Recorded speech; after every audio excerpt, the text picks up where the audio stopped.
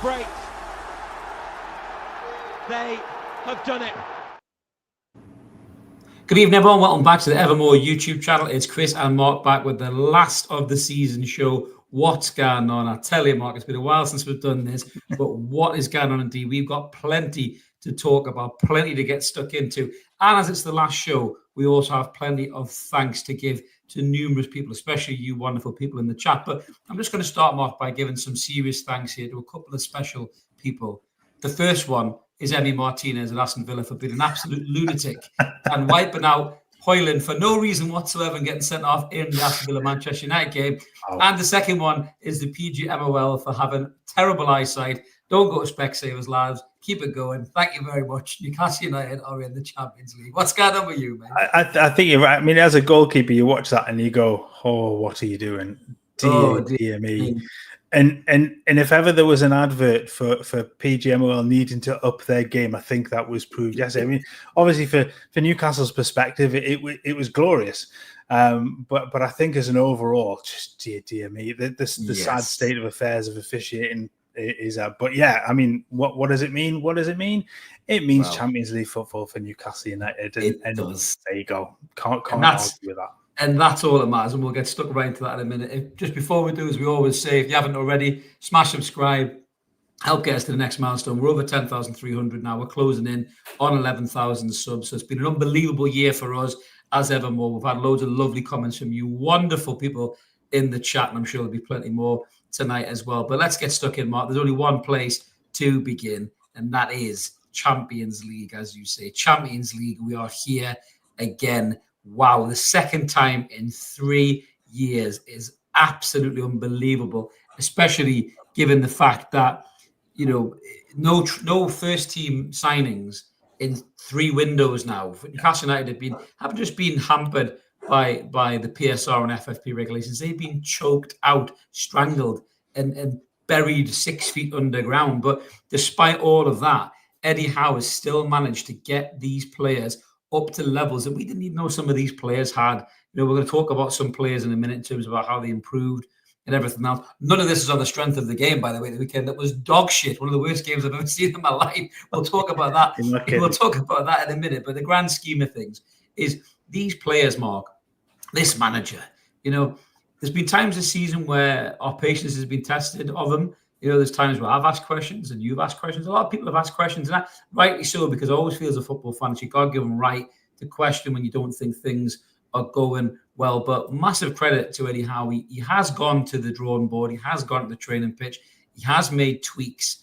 And because of those tweaks that he's made, and we're going to talk about a few big ones in a minute, but he's managed to get this football club not only winning a trophy for the first time in 70 years, but also qualifying for Europe's elite competition for the second time in 3 years. It's really, really hard to take aim and shoot at Eddie, no matter how much, you know, you like him or you don't like him, Mark. But what's your thoughts just generally about what Eddie's done with those restrictions?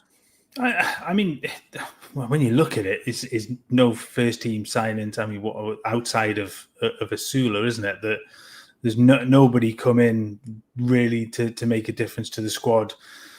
I mean, Vlachodimos was a ridiculous notion that through PSR. Ruddy is a placeholder. You know, we joked about Mark Gillespie being water boy. John Ruddy is probably one level below that, bless him. He takes the waters to the water boy. Yeah, he goes and gets them for the water boy to bring out. Yeah, exactly. So to have that level of restriction on you, and yes, there was money spent before, but there is a huge amount of the players that are still in that squad that were there before, in a club that was rotting. You know, the likes of Lascelles and Murphy, Share under previous manager, were all players that just seemed completely out of their depth. They are all on their way out. I mean, Fabian Share, I guess famously now was on his way. He wasn't going to stay at the club. He wasn't going to get a new contract. He was performing poorly, but then so was everybody else. The way that Eddie Howe has turned those players around, and the couple in particular over the last couple of seasons, the Joe Linton is the most famous of those that he's turned around Jacob Murphy this season, and that particularly this season has been amazing. The job he's done with the group of players that he has, I think, just makes it all the better. And he's proved to other managers around the country that you don't have to come into a squad that is poor and failing, and you can turn them around if you do the right things and you get players playing in a way that to win games. I'm going to mention no managers in particular, Ruben Amorim. I'm sorry, I did. You can't go into a football club and hey, listen, he's all right in my book at the minute, mate. Just fair enough. Easy. But you get the point. You go into a football club and you find what works. To that point, you can't be so blind as to go in and just go, well, it's this way and nothing. You have to develop the players around, and Eddie Howe has developed players. He may have found ceilings to some of them. We saw that happen with Miggy, and then those players will move on, and other ones will come into place. And this summer will be huge in terms of some of that. But the job he's done is magnificent with what he's got. Yes, there have been question marks about some of his tactical tweaks and his sort of in-game management and his lineup selection at times, but overall, what a job! What a job he's done. Yeah, we'll get to rating Eddie later on, but I think that the kind of grand scheme of the season, I mean, not steal your thunder for a couple of sections time, Mark, but there were some serious questions that were being asked earlier on, and kind of some fundamental changes. I mean, the Tonali position switch, I won't get into too much detail. I know you want to talk about that in a bit, but the Tonali switch unlocked everything in this football team. It really, really did. The midfield just came alive with him and Joe Linton and Bruno in there as well. The quality that we've seen at fullback Lewis Hall goes so unnoticed because of the injury that he had towards the end of the season. That kid was the best left back in the league up until that injury. He was absolutely sensational. And Tino Livramento, he was a little bit up and down the right-hand side, but generally, he was brilliant as well.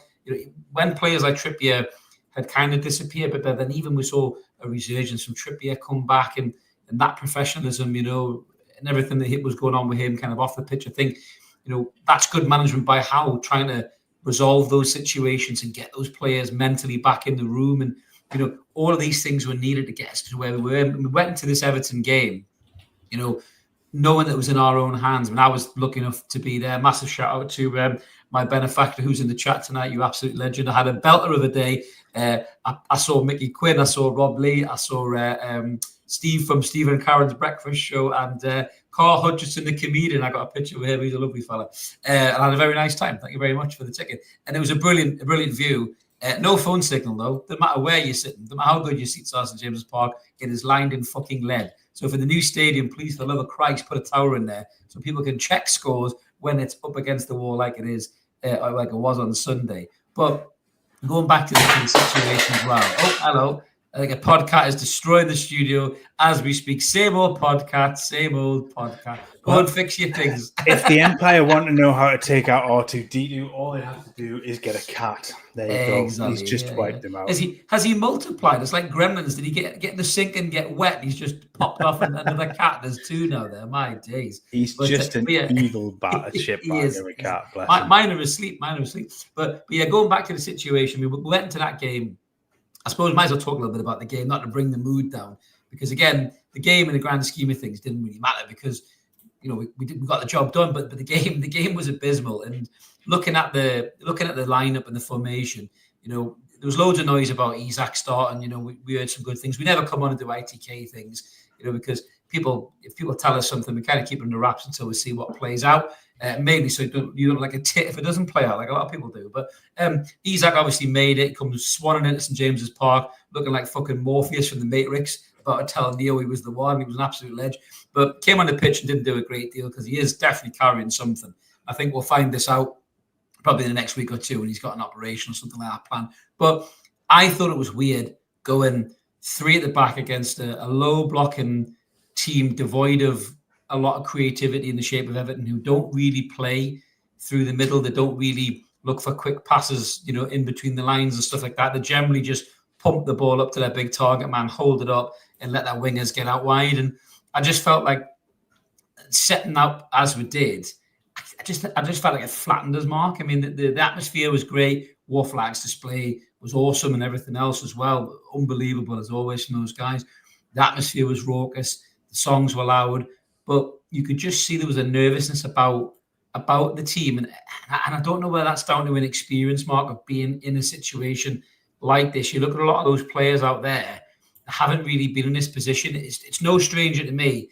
The only player who looked like he was kind of in the game was Sandro Tonali, who's been in those big game situations before, playing for Milan. I mean, did you sense that watching the TV as well? Did it feel like that nervousness was coming through the TV? I said that in the post match yesterday. I thought the whole and like I said, it's difficult to kind of judge on what the atmosphere is like on TV because they either turn it up or turn it down or what have you. And it felt nervous from a few minutes in. It absolutely felt like everybody was almost, there was a pod dog yesterday going berserk. I like that one, by the way, Mark. The Evermore Zoo. It is a fucking zoo, Mark. There's going to be parakeets flying by next, just kind of like Evermore. One left and right. We have added to the zoo this weekend as well. We now have 2 dogs, 2 cats and 2 dogs. You're a lunatic. I've told you you're a lunatic. I'll tell you on air you're a lunatic. There's a reason why I look tired an awful lot. Terrible, man. Yeah, it felt nervous watching. It felt like the players were tentative. They were a little bit. They didn't want to make that mistake and cost a goal. They didn't want to give the ball away. And then that then breeds mistakes, and it just felt like that ripple effect. And there wasn't there was no gung ho press. There was never going to be. But it felt like the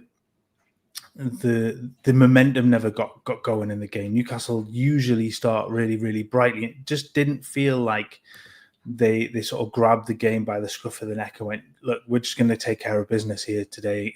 Go and win the game. Doesn't matter then what happens elsewhere. The players, I think in the main felt a little bit of the pressure. And Tonali, I think, as I said, I think Tonali and Pope were really the only ones that I think came out yesterday really looking really, really good just from that particular game. I thought Tonali played very, very well. I know a lot of people gave him man of the match. Pope was excellent yesterday. He was brilliant. The number of saves that he had, yes, some of those are routine, but he still has to make them. He has to push the ball into good areas so that the Everton attackers can't get back on them. And he did his job really, really well yesterday. But yeah, it felt like certain players were bagging nerves, and even as that probably went on more and more, and there was that spell then, and I said this yesterday, the spell then when Everton scored, when the crowd lifted to kind of try and push the team forward, and there seemed to be a little bit more of a little bit more oomph from them at that point to go, we've kind of got to get back into this. We've got to get that goal back, because the way that things were going, Chelsea were winning. I think at that point we're Villa level, because that was 0-0 with 15-20 minutes to go or something like that. So there was a point in which Newcastle had dropped out, and I think then the pressure's really on, because then you're having to try and get a result. And in the end, I think that pressure told and ended up with the result. It was not a poor performance. I think it's not the worst performance we've ever seen. No. It wasn't a very good one. I think that's we can all admit to that. No, absolutely. It was weird. It was surreal being in the ground as well, because everyone's trying to check their phones and you can't get a signal. I'm refreshing my phone. Another guy next to me is refreshing his. One guy up there's going to me, what's happening? What's the score? And then he went on, man, you were winning. Oh, fucking hell. And everyone was everyone was looking down and trying to refresh the scores. And obviously the game ends with a bit of a whimper. And the players are just kind of standing around waiting for the results from the other games. And then I must admit, I've got to give them credit. Before the lap of honour, the DJ just pumps in the Champions League tune, and then it comes all along the banners around, Europe again, ole, ole, and the players obviously realised they jumped up and down for joy. And that was top class. It was great the way that the club did it, because we were all on tenterhooks to know what was going on. That was football at its purest, the those moments where you don't know if you're staying up or going down. You don't know if you're going to qualify for the Champions League or not. You don't know if you won the title or not. You remember years ago when Man City won the title and Man United were convinced they'd won it. And it went right down to that, didn't it? I remember when Rooney and Phil Jones hearing about the scores and looking devastated, And once I stopped laughing, I really enjoyed the moment that Man City obviously won the league, didn't it? But it was great. It was surreal to be part of. But the lap of honour was weird because one of the guys next to me said, bit of a weird kind of lap of honour. And I think the players were a little bit out of sorts because of the whole kind of delay and then the kind of euphoria. But there's a couple of noticeable things that I saw on the lap of honour. I don't know if you saw it on the TV where the honed it or not. I mean, the first one, like everybody's seen, was Callum Wilson's emotions. Obviously the DJ was pumping the music up, and he was, trying to get everybody singing along and everything else. And I think it was Tyndall shoved Callum Wilson towards the crowd, and all the crowd, it was a lovely touch. All the crowd was starting to sing Callum Wilson's chant, and you could see he was in tears. He was getting emotionally upset. And forget about everything that's happened with Callum over the last 2 years, guys. This guy has scored nearly 50 goals for Newcastle. He's like a 1 and 2 striker pretty much most of his time here. Yes, the injuries have taken a toll. Yes, his Father Time is caught up on the handsome devil. But this guy who came to Newcastle when we were dog shit, and he was one of the big reasons why we stayed in the Premier League for the PIF to buy us and take us to these new dizzying heights of winning trophies and qualifying for Champions Leagues. He scored massively important goals for this football club. He's been a brilliant player. He seems like a great fella as well. And if that is Callum's swan song, Mark, I'm really glad that he got to feel that love. Oh my days. I'm glad he got to feel that love from the support. It was a lovely touch, wasn't it, mate? It was, yeah. Sorry, I forgot to bring this picture into the stream, and yeah, it felt, we've seen. It felt final, didn't it? It almost felt final. I think very much. I think a goodbye at that point, and from a Newcastle fan perspective, look, his form has dropped. Like, injuries have not helped. It's always been the question mark for him. But he scored, what is it? It's 49 goals, 130-ish appearances. Obviously, an awful lot of those now are substitute appearances. So I'm not sure what his minutes are. But I think he's scored vital goals. He scored a lot of goals. Over that certainly that first couple of seasons, he was. I mean, he generally the reason why Newcastle finished where they have, because of the goals that he was able to score, and he's clinical. But just the injuries that haven't helped. He's been, as with others, he's been a good servant. That was my phone falling out of my pocket. I can't even blame the cat. He's asleep. I know we haven't done these for a while, but you are falling to pieces, mate. What's going on here? It's bizarre. It's like YTS. I need a refresh for this, don't I? It's just oh dear me. But no, it did feel final. I think Wilson, great, and in another one of those where you go, you can only say thank you for what he's done. The same with the likes of Almiron. They've done the best they could possibly do, and have been a really good servant. It's just that's it. And I think a nice touch to get him the admiration from the fans at that particular point. He's the biggest name, I think, that will certainly of the players out of contract, of the ones that will move on. Maybe he's not the biggest name that will move on, perhaps, but he's definitely one that needed a push, needed a thank you, and needed to get that sort of admiration. Yeah, definitely. And then the other one was Anthony Gordon. Now, we're going to get into Anthony Gordon in a bit more detail in a second. You'll not be surprised to hear I'm not particularly impressed with Anthony Gordon, but he wasn't very good. A lot of people weren't very good. You've kind of moved Harvey Barnes out of his position to accommodate Anthony Gordon. He's not been great since he come back into the team after, let's be honest with you, his fucking stupid red card against Brighton that he should never have done in the first place. He missed the biggest game this club's recent history in the Carabao Cup final. Yes, he played his part to get us there with 2 excellent performances against Arsenal, which are probably the 2 main games he showed up in this season. But if you look at his stats, I sent you something the day, Mark, in FMFB ref. His stats compared to Barnes in way more minutes are way worse than Barnes' stats. Barnes has had way more impact this season. He took his chance when he had it, and he never looked back. And ever since Gordon's been back in the squad, it's Harvey Barnes, the ones who had to accommodate and move inside. But a weird thing about Gordon and Lapov, he was very segregated away from the players. He looked like he was with his missus. He was way away from the rest of the players. He didn't look like he was getting involved. And he was a bit off. Remember when we were at the Cup parade, he didn't quite look like he was that engaged either in the Cup parade. He had his phone out and stuff, but, he didn't look maybe as, I suppose, as buzzing as the rest of the lads. I'm sure he was, but it just didn't quite look it. And for me, this whole thing with Gordon, I'll get into it more in a minute, but I don't think his head's ever settled from the failed proposed move to Liverpool in the summer. And I would actually be surprised, certainly if there's movement elsewhere, if we don't see Anthony Gordon in a black and white shirt next season, to be honest with you, mate. Judging by what I was seeing in that lap of honour as well. It did feel a bit odd. I do. I think sometimes the Liverpool thing can be an easy get out for players just out of form.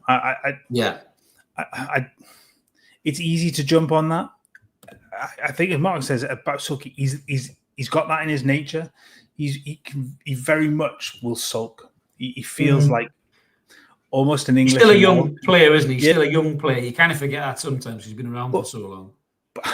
Nicholas Anelka was a bit like that, wasn't he? I mean, he was called nicknamed Le Sulk, wasn't he? He very much, if things didn't go his way, he would just whine and sulk and mope around the field. But you touched on output. I mean, when you look at the output of Harvey Barnes this season, it's 9 goals and 4 assists in the Premier League in 1,755 minutes.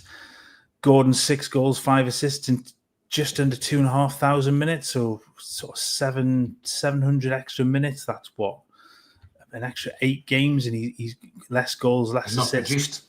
Not produced. He really hasn't, and I think that's. I think the thing with Gordon obviously is the fact, his age. He's 24. Harvey Barnes is only a couple of years older, though. Harvey Barnes is only 27. So there's not an awful lot. And we're not talking about Anthony Gordon being a 20-year-old, a 21-year-old that is finding his feet in the league. This is a lad that's played an awful lot of Premier League games. He's played 150 Premier League games now. So he's not the the fresh upcoming youngster that I think sometimes he gets a little bit of leeway for. He needs to start putting in solid performances consistently. Last season, he was outstanding. Oh, he was brilliant last season. 11 goals, 10 assists in what was it, 35 games. It was a brilliant return for him this season. He's played sort of similar amount of games, less minutes, obviously, but his output has halved effectively this season. He's just not been at the races. Yes, he's had the injury concern. I think as David's put there, I almost feel, he does struggle a bit left-sided. He's almost, I'm not going to say he's the reverse Miggy, because he's very much one-footed. He doesn't, you said this very early on with him as well, he misses a trick. Look, he's light and fast, but he doesn't have that trick, that step over, that little bit of magic that little bit of flair. It's workmanlike pace and effort. He doesn't have that little bit of flair just to push him past somebody or get round somebody or that. Just have somebody leaning the wrong way. Even like Barnes, where you see Barnes can roll it inside, drop a shoulder and have a shot, and or cross it. And Gordon just doesn't seem to have that. But I mean, we'll probably move on to the next section, Mark, which it kind of dovetails into some of the comments the guys are making there as well. So now we've got to the Champions League. It's time to splash the cash. It really, really is. I mean, all the stories going around about Newcastle United's war chest. I think Mark Douglas, who is normally a very steady journalist, he doesn't throw hyperbole out there, Mark. He doesn't put stuff out there unless he thinks it's genuine.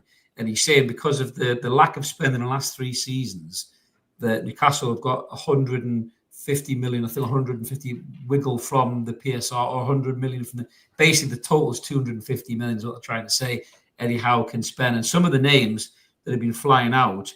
Now, we know the transfer window opens next week, and we know the clubs have got a week to kind of get that business done. And, if you look at some of the names that are flying around, Liam Delap's apparently been talking to us this week as well. He's been talking to everybody. Apparently, I heard he was down the Asda the other day talking to them about a fucking job. And he seems to be talking to everybody, didn't he? But Liam Delap's representatives have been talking to us. There's loads of noise about Juan Garcia, the goalkeeper. That seems to have come right out of left field. And I wonder with that player whether, because that kid's a great keeper, Mark. You being a resident keeper know a lot more about him probably than I do. But I watched that kid against Real Madrid, and he was like a one-man war, keeping out Bellingham, Vinicius Junior, and Mbappe. The reflexes, the shot stopping, the reading, the handling crosses. He just looked absolutely brilliant. And if we potentially can get a new Casillas, for argument's sake, for fucking 25 million quid, and Trafford's now 30 million quid, they're thinking, well, we can keep the extra money and use it for maybe a bigger player as well. Just talk about him and Buemo as well, who for me is the number one target, has to be. But there's lots of positive noises, and something Eddie's done very differently this time to what he hasn't done before. He's almost put the board on their toes, and I think Eddie Howe has got a lot of stroke now. He's got a lot, even more credit in the bank than he had before, because he won the cup.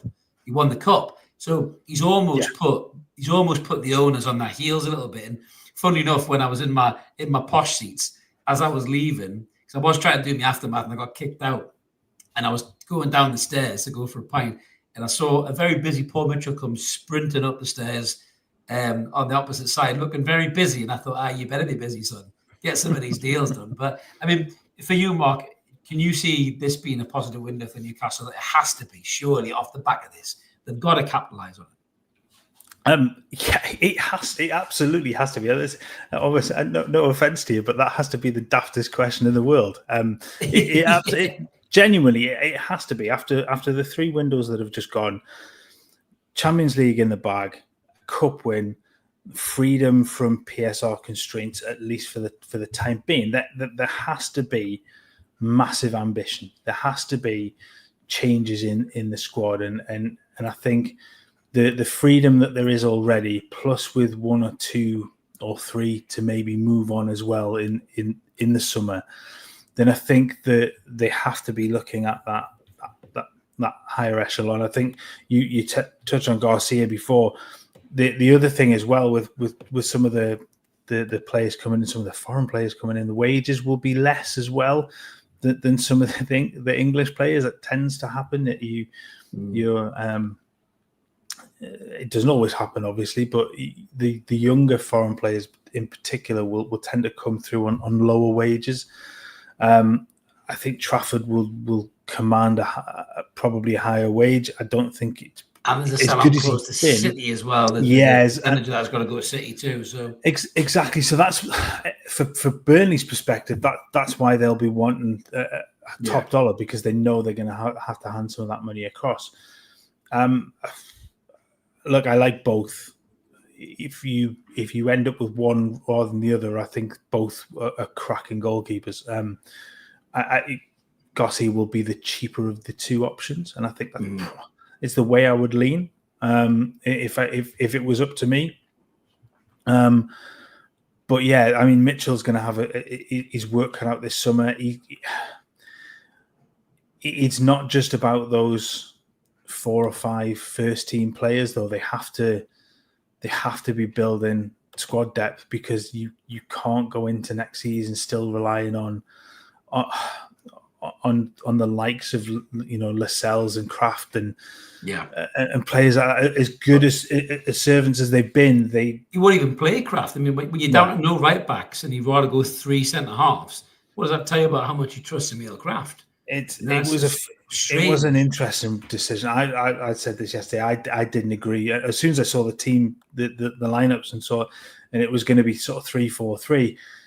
I was like, I don't like it, because you're putting 3 centre backs up against what effectively 1 centre forward with not an awful lot around him, and you lose a central man in midfield. You lose that ability that Newcastle have to use that 4-3-3 to their advantage. And I just thought that was wrong.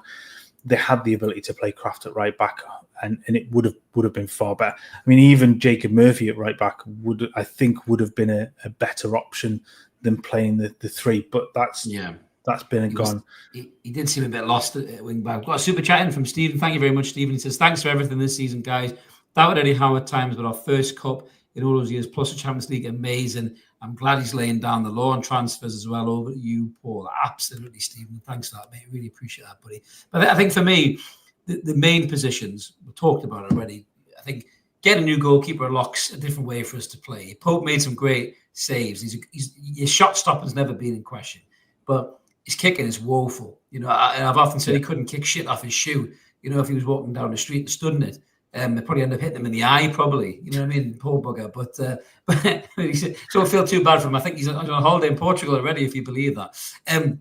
But I think getting a new goalkeeper who you can trust to play back to and have that ability to knock a few passes and draw teams onto us, and then you hit them with the pace on the break, you know, whether it's Isaac, Gordon, Barnes in Buemo or something like that, you know, then teams are absolutely exposed because our goalkeepers drag them up 15 yards by being comfortable on the ball. So that's something I'm excited to see. I think the centre-half, you know, Dan Burn we'll talk about in a minute. Brilliant season from Dan Burn. Shares signed a new contract. Shares had a very much 50-50 season for me. Really shaky in the first part. And then a bit like Trippier, rediscovered a bit of form. Came back to show us what he could be. But he's 34 next season, and you can't rely on a player like that, you know, for Champions League, Premier League, domestic cups, tiny weird derbies. So we'll talk about that in a minute, you know, all these things. So we need some more pace back there. Love Botman, but the injuries are a concern as well. So I think definitely, I would say, a quality right-sided centre-half. I generally think, regardless of the FA Cup win with Palace, I generally think they'll revisit the Mark Guehi deal. And because I think the player wanted that move as well. And now you've got Champions League to entice him with. And I also think that about Delap as well. I think Delap to Manchester United probably would have been bang on guaranteed. I know a lot of people in the chat worried about that. I can't see him when we'll go to Manchester United either. He'll be talking to them because if they're going to meet the release clause, he'll talk to them. But the minute a club comes along and says, come play for us, we can give you Champions League football, I think Brian Mbeumo goes there. If it's a decent team, whether that's Spurs, whether that's Chelsea, whether that's Newcastle, Liverpool, I don't think he goes to Manchester United if Champions League's on the table. I generally don't. And I think same with Liam Delap as well. You know, this young lad, if we've pitched it right to him, which I'm sure we have, this young lad, if he comes to this football club, you know, he could potentially have the number 9 shirt. I mean, wow, how big is that for a young English lad? You know, who he may be a young lad, but he knows exactly who Alan Shearer is. You know what I mean? Alan Shearer is folklore with the Premier League and young British centre forwards. If he comes to this football club, he will play because we've seen Isaac gets niggles. He will play games and he will get Champions League football to play as well. And he would play under a manager, Mark, who has got Timo Livramento in the England squad. He's got Lewis Horn in the England squad. He's got Dan Burn in the England squad. No disrespect, but fuck me, people didn't see that coming. You know what I mean? Gordon's in the England squad. You know, if Lewis Miley got a run of games, he'd probably be in the fucking England squad. This is all coming under Eddie Howe's watch. And for me, players like Delap, Mbeumo, Guehi, I think they'll look at Howe and they'll go, I want to play for that guy. I want to play for that club. I want to play on that platform. What do you think about that situation? Yeah, I mean, if given the choice between, it's easy to say, given the choice between a Manchester United that's been falling apart for too long and doesn't have European football, doesn't really know what they want to be, and then exactly, Chip, as I've just seen your message at the moment, and then given the choice between a club that is on the rise, and I'll include Spurs with that bit like you did because they have European football. But if you're given the choice between Newcastle and Manchester United, you absolutely walk up to Newcastle for it. Yes, there is history in terms of Manchester United, but recent history suggests that they are a long way away from being able to compete consistently. The one thing I've seen comments around Liam Delap. Mark is frozen.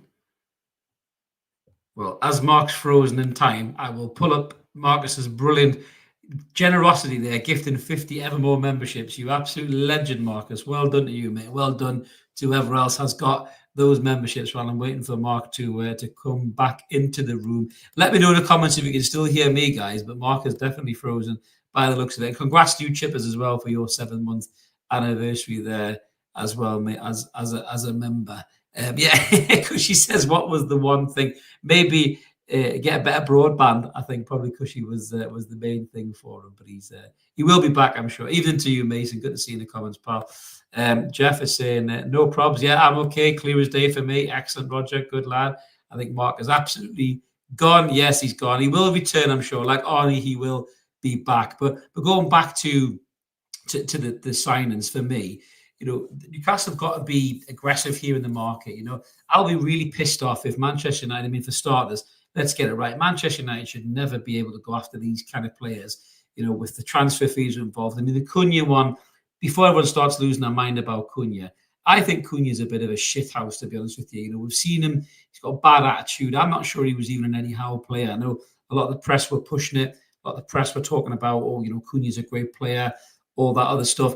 He is a good player, right? But he's a bit of a dick as well. And I'm not sure whether he would be an unsettling influence into that harmonious squad. So I'm not that bothered about Cunha. Mbeumo, for me, looks very much like an Eddie Howe type player. He's got the work rate, he's got the quality.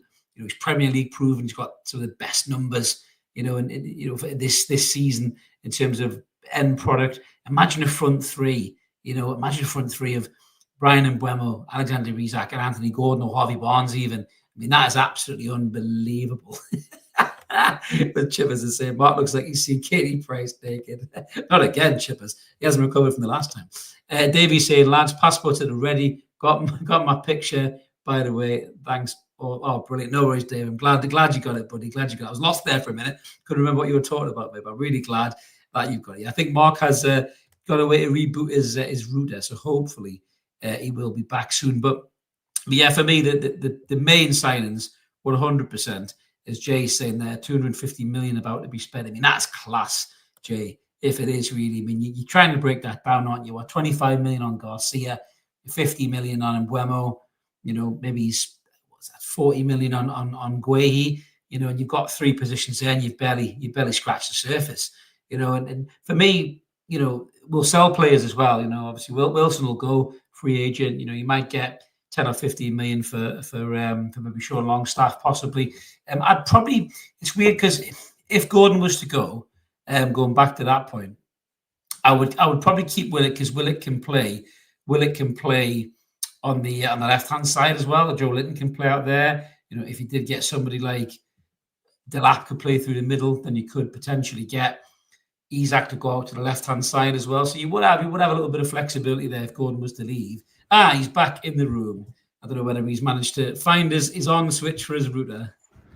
Am I back on?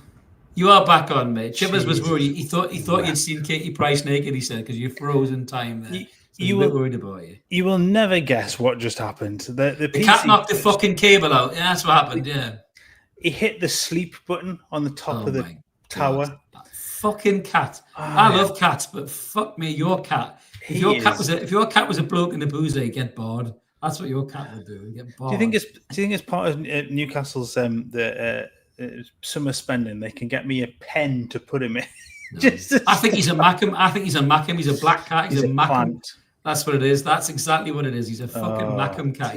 He's undercover. Anyway, don't worry. I've been rambling about transfers. I think we've covered most of that really. But I'm just saying, Newcastle have got to act fast, Mark, and get these deals done. But I think they would have been stupid not to have been talking about deals with these players. And I think Man U shitting the bed and us getting the Champions League, I think, is a game changer for these targets. Minds made up. I mean, listen. Yeah. Manchester United is a huge club, regardless of the state they're in now, right? It's Manchester United, okay? But how long is Manchester United going to take to get back to Manchester United? Yeah. A long time. And these players don't have that time. No, Newcastle's exactly. there now. Newcastle's there now. Exactly. That's kind of what I was saying before, isn't it? You go into a club that is away from consistently able to compete. You're not going to want to do that.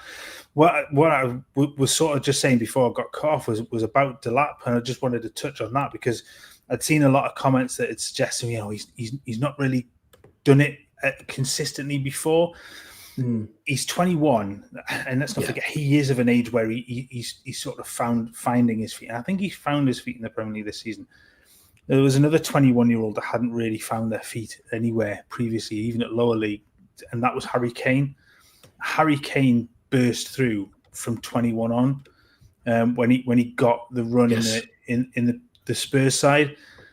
I whether Delap will have that sort of career, who knows? But he's shown that he can do it at that level. He's been very, very good. He's going to have off games like all young players will. But I'd seen that comment thrown out by a few that he hadn't really cut it at lower leagues. I think he only got 8 championship goals last season. He's got 12 Premier League goals in a struggling side this season. He's been very, very good. And against some big teams as well. He looked good against us. He was backing into Burn and he was winning free kicks. And, for a young lad like that to do that against a guy who's had a season like Burns had, that's a sign of a good player, that. Yeah, exactly, and that's like I say. I just before I got cut off, that's kind of where I was going. So it was just to kind of say that he is one of those. When we said for Gordon before, he's 24. He's past that young player stage where he's finding himself. Delap is in that, and I think that he gets the right move next, and his career can take off. Yeah, I generally think a player like that and a club like this just go together right now because, Isak, listen, whether we want to admit this or not, right, getting Champions League is a massive thing for Isak. Isak will be at Newcastle next season, no doubt in my mind, right? But Isak is that player right now. He's up there in those conversations alongside Harry Kane and Mbappe, players like that. We might not keep this lad forever regardless of how good we are as a club. Look at Liverpool. Liverpool lost Suarez, they lost Coutinho, they lost Torres, and that was a bit of a weird one because he kind of tailed off. But losing Suarez at the time, Suarez was probably the best number 9 in world football at that particular time. And the loss of Barcelona, and this may happen with Isak. If you can go get a kid like that, 30 million quid, 21, and he's learning off Isak at training, he's watching his movements, he's, because those players are like sponges, and he just gets better and better and better under this manager. We might have a 25 goal a season striker to step in if anything happens with Isak. And we've got him for 30 million quid. So it's a brilliant bit of business that the club can pull off, in my opinion. I know the Jonathan David thing's appealing because he's a free transfer. He's untested compared to Delap's just had a season, like you say, Mark, with a struggling team.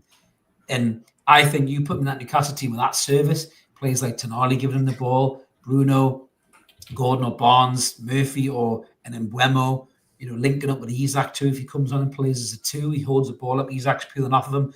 I think we could have a hell of a player on our hands there. And it'd be really interesting to see where Delap goes. I hope whoever's advising him gives him the right advice, because if he goes to Manchester United right now, listen, he might play every week. He might score 20, 30 goals in a season. I don't know who's going to give him the ball because they're selling the whole fucking team, if you listen to it, including Bruno Fernandes, who seems to be the only person who can pass it forward. So I wouldn't go there if I was a centre forward. But time will tell. And I think because he's going away with the under-21s, I think he's going to make that decision before he goes. So I think we're going to find out sooner than later where Delap is going to go. But it's a really exciting window for Newcastle, but they have to get the business done early for me. And I think that's why Eddie's putting the club on their toes, because I think he wants them deals done early. He wants the 4 players in. And I don't think he wants to fuck around this window. He wants them in so he knows what he's got to play with. No, absolutely right. I think maybe he's a little bit harsh on Jonathan David, I think, for you before, saying, Improving the Premier League. Improving Premier League. I get that. Great player, mate. For what it's worth, I think he would do a great job. But I'm just saying that the gamble is there that he's not done it at the Premier League. That's fair. Always a gamble, yeah. But he does have goals at the highest level. He does have goals at Champions League level and at Europa League level. He's a 15, 20 goal a season striker and has been since he was 21 through Belgium and France. And I think he's got something like 10 or 11 Champions League goals as well. So he's much more, and especially on a free transfer. It's good business. It's good business. Real piece of business for whoever gets Jonathan David. But yeah, in terms of Champions Premier League experience, I think the season that Delap's had, I think, would be a great buy. I think we've said that for quite some time. I just think he would be a very, very good fit for Newcastle in terms of he's not going to be your first choice for every single game, but he will play an awful lot of cup games. He will play Premier League games to give Alexander-Isak rest, because it's one thing that Alexander-Isak has needed over the last season is time off the field, and he's just not been able to have it. Absolutely. Well, one thing is for sure, we will be very busy this summer with transfer links and the super duper computer. So keep that fucking cat away from the buttons or he'll delete all the data. I can just see him at the corner of my eye there, Mackham. Just coming back. You dirty Mackham cat. I fell out with that cat now. Anyway, so moving on to the next bit, Mark. It's time for the awards. We talked about this beforehand in terms of the end of season awards. We had a few different options to go for, but we're going to start, I think, with our player of the season. And guys, let us know who your player of the season is in the chat. So I'm going to go first. And if you watch the channel for a long time, you won't believe I'm going to say this, and I'll give you my reasons as to why I'm going to say it. My player of the season is Big Dan Burn. And, Big Dan Burn, for me, this season, wow, this guy has proven so many doubters wrong, so many doubters in the media, so many doubters in his own fan base. I was one of them. I couldn't believe this guy was playing left back for us, getting turned inside and out like a fucking sleeping bag on a camping trip. And he moves back to centre half, weirdly enough, his own position, when Eddie Howe decided to eventually, take Lewis Hall out the oven because he was ready to put into the team again, which was another fantastic move, which I think transformed the team. Lewis Hall for me, if he hadn't got injured, he'd be my player of the season, arguably, I think, Mark, because he was so good up until the injury, God bless him, and hopefully he comes back from that injury and is just as strong. But for me, Dan Burn was absolutely brilliant. He's played, I think, every single Premier League game. He's scored a couple of goals, he's got a couple of assists. The biggest goal that he scored was that goal. We all know what it was. But I think to have come from being a player that everyone thought was going to be here 6 months and then gone when we bought somebody better after he kept us in the league, to have embedded himself into this team, not just as a token player because he's a local lad, but as a real leader in his team, a real driving force. He sets the standard in training. You hear the other players talking about, the younger players look up to him. He's done a lot of media work. He speaks very well. He's opened up about his mental health problems. He's had and his career, Mark, as well, to go from where he's being released by this football club up to the guy who scored the first goal in the cup win, and to represent his country this year as well, this season, when so many of these knob cheesers scoffed and laughed. How's Dan Burn in the England squad? And now he's in the England squad again. I just think he's had the season of his life.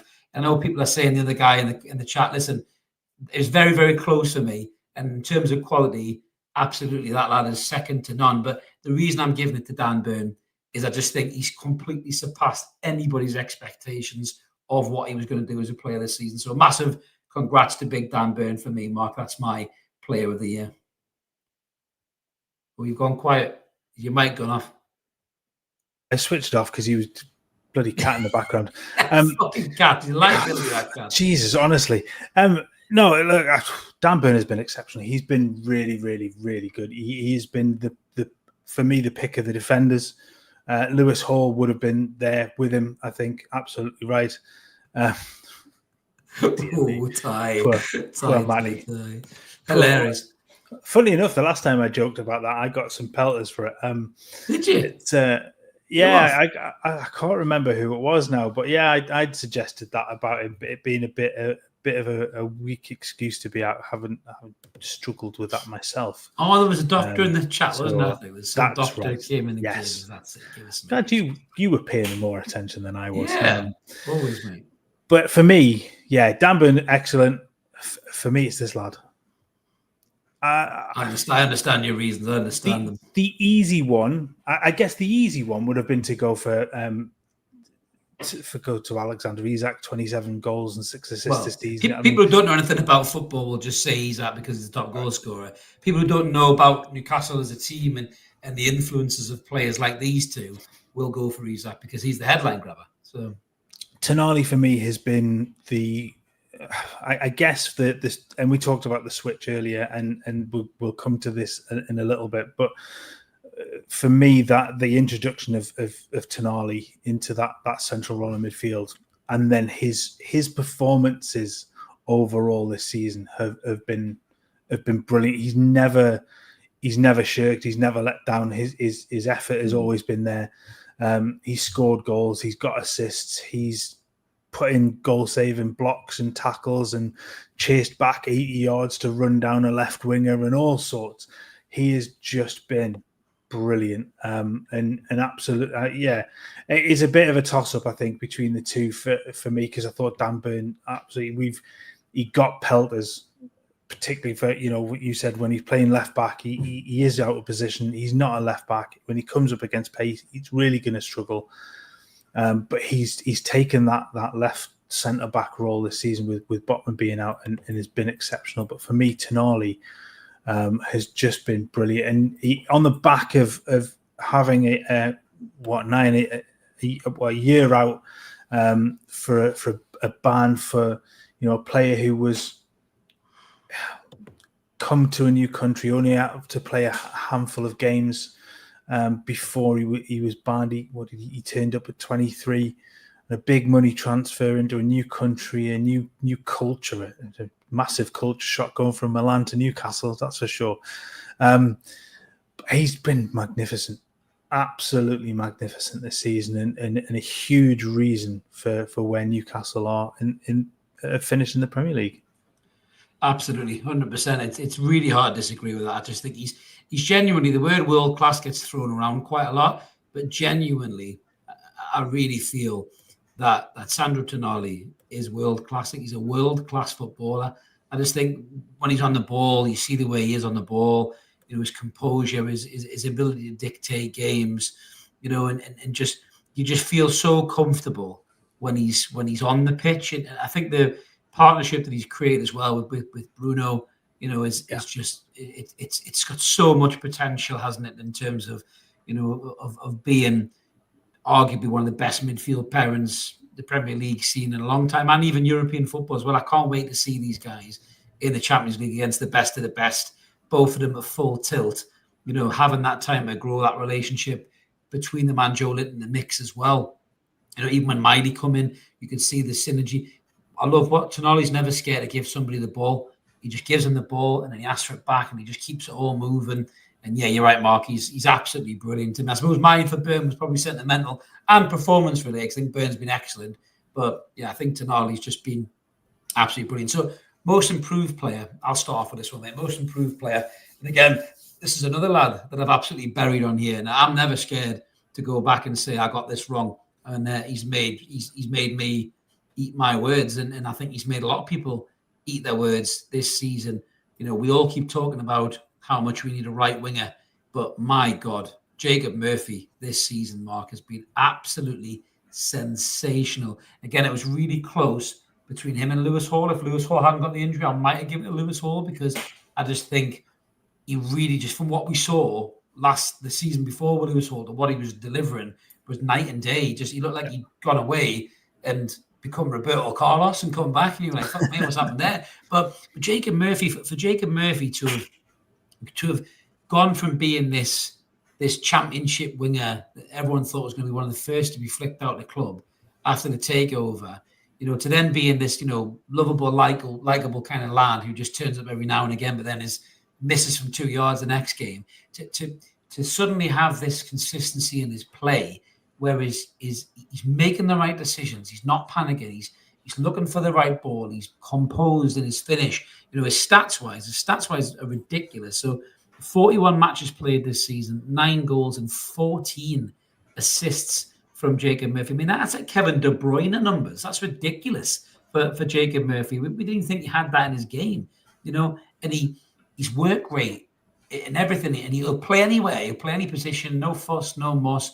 But I think a lot of us have got to be saying that Jacob Murphy is definitely, for me personally, Mark, he's definitely the most improved player in the squad. I appreciate the right winger position is going to be one that everyone focuses on. And if a Brian Mbeumo comes in, then listen, that's the next level up in quality for me. But I tell you what, Murphy and Mbeumo will both have to fight each other for the position. And if Murphy keeps continuing the way he's playing, he might get it on form over a new signing. But for me, Mark, definitely the most improved player, Jacob Murphy. Tough to disagree with that. It really is tough to disagree with that. He's been, he's had ups and downs this season. There have been games where he frustrates the absolute hell out of you. But his return this season, like you said, has been, exceptional. Those 8 goals and 12 assists in the Premier League The number of assists that he's is a huge step up from him. He's taken that right-sided position to really make it his own this season. If you go back over his last 2 seasons, he's played, if you take it in number of 90 minutes played, because he's played 56 Premier League games. I think he's played, sort of 6, 12, 13, I think, cup games across the 2 seasons. But in terms of minutes played, he's played just under 50 games worth of minutes. He's got 11 goals and 19 assists. So 30 goal contributions in 50 games effectively for him is a brilliant return for Jacob Murphy, and a player that, again, you said was written off. Like many of the players that Newcastle have had that have been of the old era, they were written off, and he's taken that step up. And I have to agree with you. I think Jacob Murphy absolutely is the most improved for this season. It will be interesting to see how things fare next season. We've seen one player on that right-hand side have a brilliant season and then tail off and revert back to type. Will Jacob Murphy? Was this his Miggy season? People just said that in the chat before. Is that his Almiron season? Yeah. So, but I agree with George. I think he stays in the squad and he's an impact player. If you get somebody like an Mbeumo on the right, he's the starter. He's the one who plays against Milan in the Champions League on a Wednesday night. Murphy might play against Burnley on the Saturday. Do you know what I mean? That's the way I see it. No, I sort of tend to agree. If you get somebody like Brian Mbeumo coming, absolutely. But you look at Murphy's last 2 seasons. He'd never in the Premier League. He'd only ever had, I think, his most assists in a season was 3, up until last season. So he got 2 the season before, 7 last season, 12 this season. You'd argue he's on an upward trajectory. He's improved the last couple of seasons, season on season under Eddie Howe as well. I agree with you completely on Jacob Murphy. I think he would get my nod for the most improved of the season. Again, it's a toss-up between him and Dan Burn, because I think Dan Burn is a huge step up from where he was last season. But I think that's position-driven rather than you got to throw a hole in there as well, though, Mark. Yes. You've got to throw a hole in there too. I think he was just, from what he was to what he became this season, it was ridiculous. He really was, and England recognition as well for Lewis Hall, another player. So disappointment of the season. We kind of touched on this before. My disappointment this season is Anthony Gordon. I think because he was so good last season and he just seemed to drop off this season. Again, all the noise. And to be fair, I will caveat this. All the noise about him going to Liverpool was not generated by him. It was generated more by the state the club was in with the PSR and FFP scenario, which saw us lose 2 brilliant, young, exciting players who could have added to this squad. Maybe won us games where we were struggling to win games, in the shape of Elliot Anderson, who's had a great season for Nottingham Forest, and Yankuba Mintez had another good season for Brighton as well on the right-hand side. But yeah, for me, I expect a lot more of Gordon than what I've seen. I haven't liked what I've seen, the body language, the way he kind of let the Everton game get under his skin at Goodison. Wasn't great against Everton either. The weekend got hooked at half-time.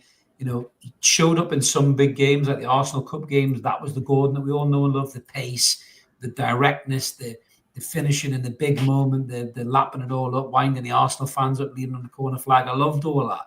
But where was that Gordon, for the majority of the season? I mean, thankfully, we're strong in that position where you can see Barnes step in and play his preferred position. And as you always said, give Barnes a run of games. All of a sudden, Barnes plays 3 games and bang, we're seeing goals, we're seeing assists, we're seeing quality. And you're thinking, hang on a minute, this lad can play. And I think Gordon just gave off the aura to me of a player who almost had made his mind up that his time at Newcastle was done. And we don't know what's happened about this Liverpool thing, how close it was or not. A lot of the journalists seem to think it was very, very close. It was very, very serious. And basically, if somebody hadn't came in for Anderson or Minter, it was Gordon that was going to go. So if Gordon mentally prepared himself to go and to his boyhood club and everything else, and then he's been flattened by that, it's been hard for him to to get back to the levels that he was at last season. And as you say, he's young, he's petulant. He's maybe more petulant than he should be for the age he is. I mean, fuck me, Louis Meyer looks like a 50-year-old veteran next to Anthony Gordon with how calm he is in the game. You never see him lose his rag at all or get huffy. But I just think the Gordon thing has really disappointed me this season. So for me, Anthony Gordon is, my disappointment this season. If he is here next season, I want to see him knuckle down, have a good preseason, and come back and give us what we know he can give us. But he's got a lot of show to a lot of fans, I think, who have been disappointed with what he's done this season. Yeah, again, tough to argue. It isn't the way I've gone. And again, I think my biggest disappointment is a player that you've been disappointed with now for some time. It's Vlachodimos, isn't it? It is Vlachodimos. You don't like the way he sits. You don't like the way he sits on the bench. I'm really disappointed with the way that he conducts himself. No, I'm joking. To be fair to Vlachodimos, I just feel sorry for him because I don't think he was ever expecting this to be a transfer that would happen. He's almost been sort of thrown under the bus by Forest because of the PSR thing. So it's tough to be harsh on him. He's not the world's greatest goalkeeper. I just feel sorry. He's a bit like Hawkeye in the Avengers, and everyone just forgets he's there. Yeah, pretty much.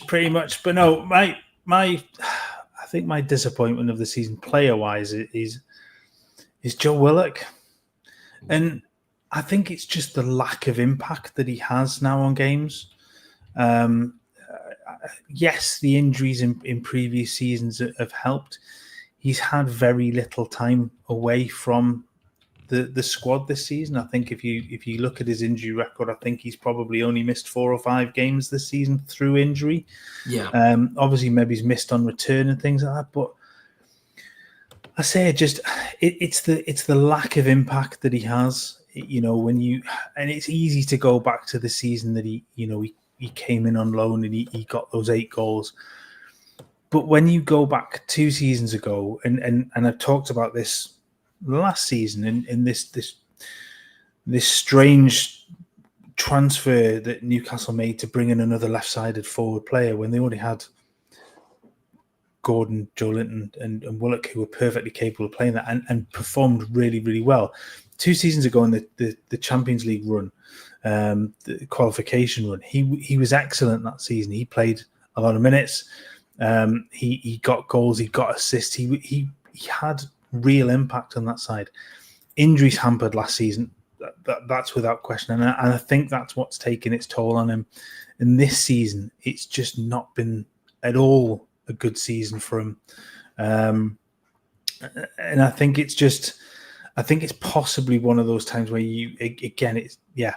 George, I'm just about to say, I think possibly a time where it's maybe worthwhile looking to move on and move him on, and a player you can cash in on. You're not going to get 30, 40, 50 million for him, but there'll be money there that will then be able to reinvest in squad depth as well. You could use it to sweeten the pot maybe a little bit for Mark Way or something like that, because I think Palace are interested in him, so there could be a little bit of trading to be done there. But yeah, I agree with you. I mean, I've said this a long time. I often say Willock's regressed quicker than my hairline, and he just seems to be, way off the pace in terms of the injuries have taken the toll. He comes on the pitch and he rushes the play, he loses the ball. That dynamic run he used to have, he seems to be blowing his arse out after 4 strides. And, it's a little bit like Longstaff as well. Whatever Longstaff had seems to have just disappeared. He's just, he lacks so much confidence when he's on the pitch. He gives the ball away. His positional sense isn't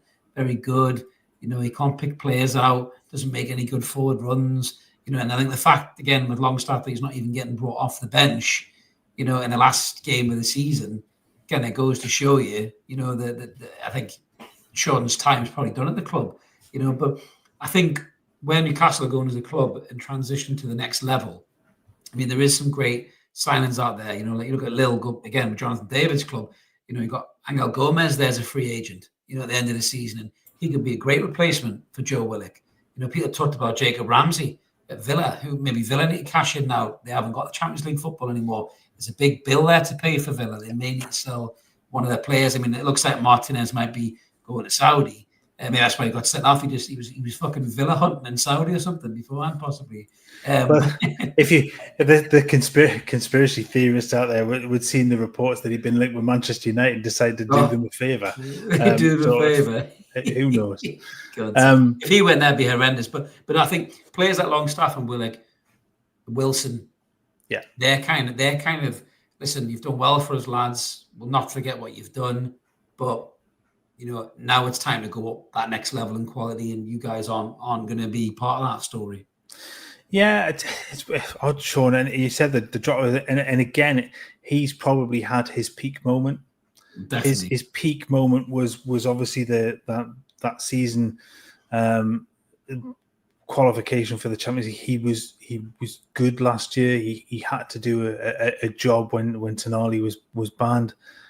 But he was always going to be the one that was sacrificed of the three midfielders that were playing regularly. He was always going to be the one. And he's not the type of player that's going to come in and influence a game. He's going to come in and help shut things up. He will work hard. He's always going to do that. But Sean Longstaff's not the type of player you bring on with 10 minutes to go when you're chasing a game. He's not going to be that type of player. I think that there will be more. There'll be more, players that I think the impetus from Newcastle or what they're looking for is players that are going to make a big difference when they're coming on as a substitute, and the likes of him. I guess Jay says the likes of Will Asula and Miley. They're your impact players now to come exactly. on. I think. When you're looking at games where you want a player to come in and influence it, Lewis Miley coming in with his ball playing ability is in a much better place than Sean Longstaff is. Like I said, Sean Longstaff will come in and he will work hard. He will give you 100% every single minute he's on the field, but the quality isn't there with him, and he's not. He needs confidence too, and I think he does. People are talking about Leeds there. That's a great move for Sean. It's a massive football club there. Yes. Leeds fans are very similar to us, and I think they'll take to Sean's work rate. If Sean goes there, blank canvas, clean slate, and works his nuts off, the Leeds fans will love him. Yeah, absolutely. I think Burnley as well. I think that's that kind of player, that real work ethic in there. Hard working player. Yeah. Exactly. He would do a really good job for either of those. There's money to come in from him as well, because he is a homegrown, so that helps in terms of being able to then reinvest. Would we keep him in the squad for that reason, the homegrown quota? It's an argument. It really is. You've got. If he's happy to be a squad player, does he stay? I mean, Miley's there, so you've got Miley there. You've got, yeah. I mean, when you go through this, I think in terms of English players, you need what do you need? You need 8 for Champions League. So you've got those in terms of Livermore, Hall, Burn, brain fart, Gordon, Barnes, Miley. Delat. You need, potentially Delat. You've then got to have a certain sort of quota of then club grown ones. So Miley would fit into that list. You don't have to fill. I think the way that it works in terms of your Champions League squad, you don't necessarily have to fill the 25 completely. You can leave gaps. So if you only had 2 or 3 of your club grown players, you could leave a gap in the squad that would take up for, or you can utilize your young players. We've seen that before. The likes, I guess this time round, the likes of Neve will probably come into that squad as a, to give you that. There'll be 1 or 2 others that probably come into that question as well. So I don't think there's any difficulty in terms of quotas. And I guess the other topic as well is obviously to talk about Miley going off for next season. I can't believe that's not going to happen. Well, Eddie came out and squashed that, didn't he? Quite quickly. Yeah.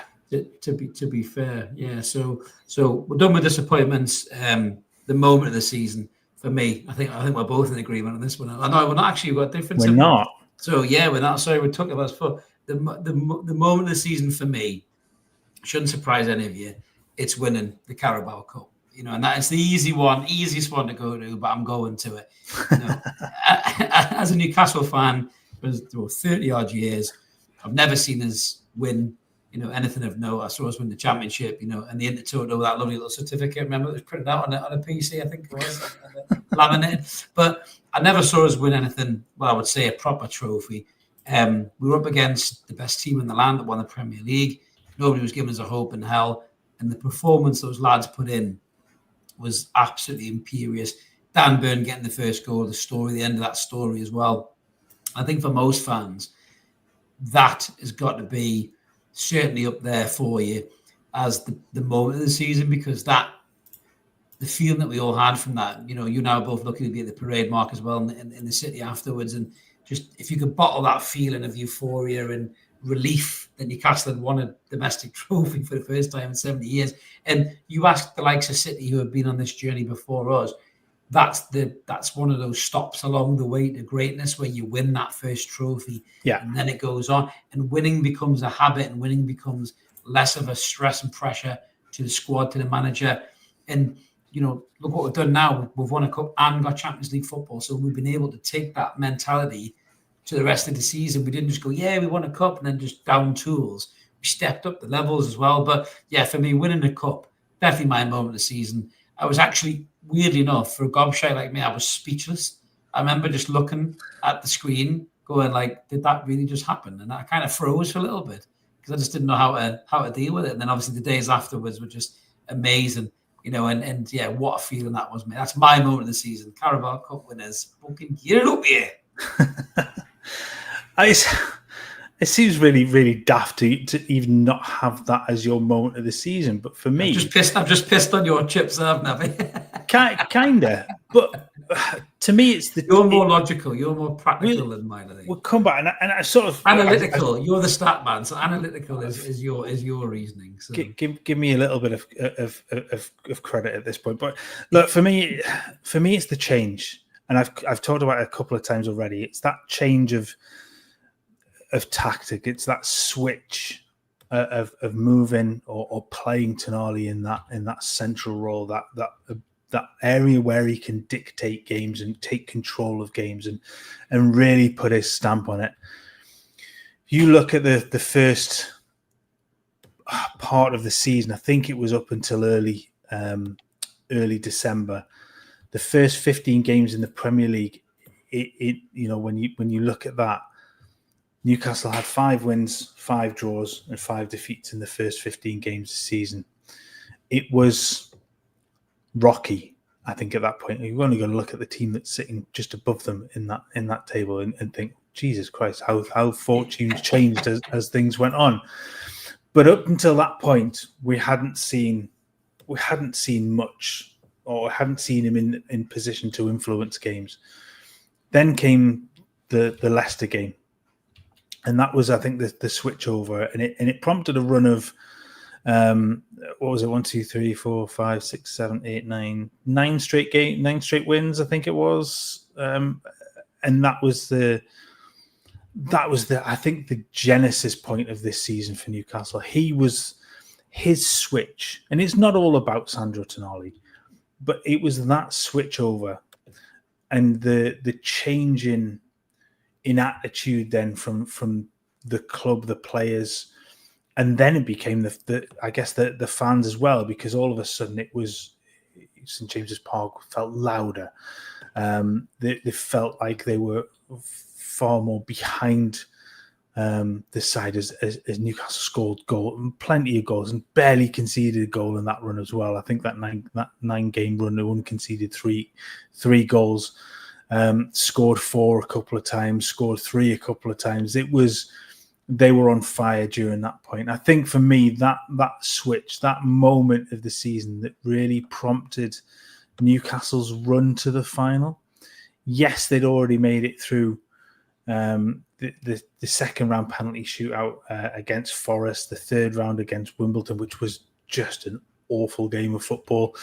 And won by, was it Fabian Schär penalty? Fabian Schär penalty, yeah. Fabian Schär penalty of all things, the fourth round against Chelsea. But I think that run sets up the rest of the season. And then when you look at the last 23 games since then in the Premier League, That's what the table looked like. The only side that scored more Wow. points than Newcastle was Liverpool. It's like title form, that, isn't it? It's like title form. And again, the only side that scored more goals than Newcastle in that run was Liverpool, were the title winners. It's such chalk and cheese between that first 15 and that last 23 games of the season. It's an incredible turnaround at that point. And that was the point, I think. There were question marks around things that had been going on. There was the defeat to West Ham, the draw at Palace. There was that brilliant 3-3 draw against Liverpool. And almost that's sort of a turning point, because being down so late in the game and should have won that game, if the referee hadn't shit the bed and blown up early, when allowing Newcastle to continue on with the attack. It gave belief. The knockback the following week against Brentford, which was, I think, just a horrible defeat. But then that was it. That turning point for me, that is it, because that then creates everything else. That gives you the fourth place or the fifth place in the Champions League. That gives you the cup final and the cup win because of those moments. And I think for me, that's it. That's the point.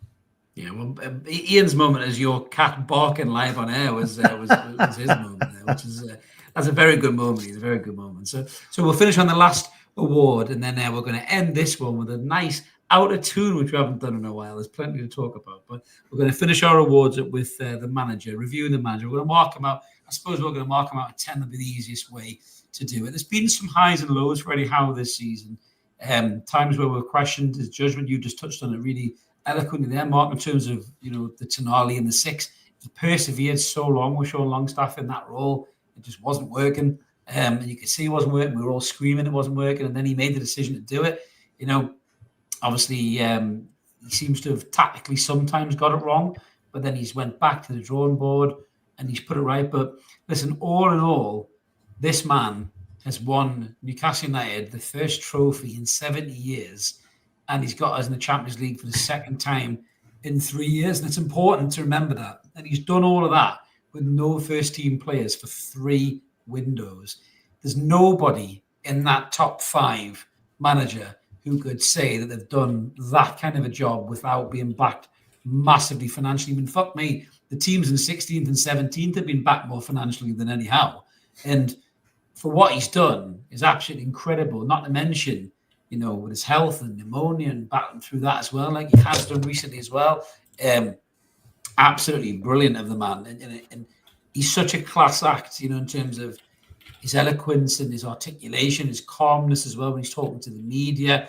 He's night and day from the Baron of Bacon that we used to have, who argued with journalists, on a regular basis and got them banned from press rooms, which was just pathetic when you look back at it compared to this guy we've got here. But if I'm going to score Eddie Howe out of 10, mainly for where he's got us, what he's got us in terms of a trophy in the cabinet, I'm going to have to give him a 9, Mark, because I think I wouldn't give him a 10 because he hasn't won the league. Sorry, Eddie. I'd give you a 10 if he won the league. But harsh. I'm going to give him a 9 because he has made some mistakes. He's not infallible. No manager's infallible. I don't care who they are, what they've won. They're not infallible. But I think for what he's done with that group of players, with no financial investment, to get them Champions League football and the first trophy in 7 years, I'm choking on my own enthusiasm here.